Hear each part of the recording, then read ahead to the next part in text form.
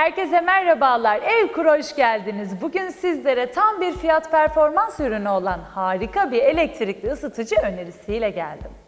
Soğuk havalarda direkt elimizin altında olan elektrikli ısıtıcılar pratik bir şekilde ısınmamızı sağlıyor. Bu ısıtıcıların en çok sevdiğim yanı istediğim her ortama rahatlıkla götürüp bulunduğum ortamı anında ısıtması. Sizler de bu konforu yaşamak istersiniz diye Lüxel'in 4 çubuklu ısıtıcısını getirdim. Isıtıcımızın 25 metrekareye kadar bir odayı tam ısıtma kapasitesi var. Hem de aşırı derecede güç tüketimi yapmadan. 2200 wattlık ısıtıcımız içerideki soğuk havayı kırarak sıcaklığı kısa süre içerisinde etrafa eşit bir şekilde dağıtıyor. Düşme, devrilme gibi oluşabilecek kazalara karşı da güvenli bir şekilde kullanabileceğinize emin olabilirsiniz.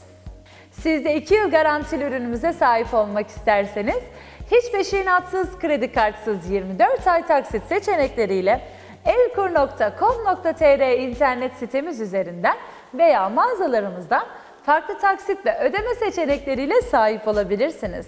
Hemen sahip olmak isterseniz de sağda bulunan satın al butonuna tıklayarak alışverişinizi gerçekleştirebilirsiniz. Yeni videolarımızdan haberdar olabilmek için kanalımıza abone olmayı unutmayın. Bir sonraki videolarımızda görüşmek üzere, hoşça kalın.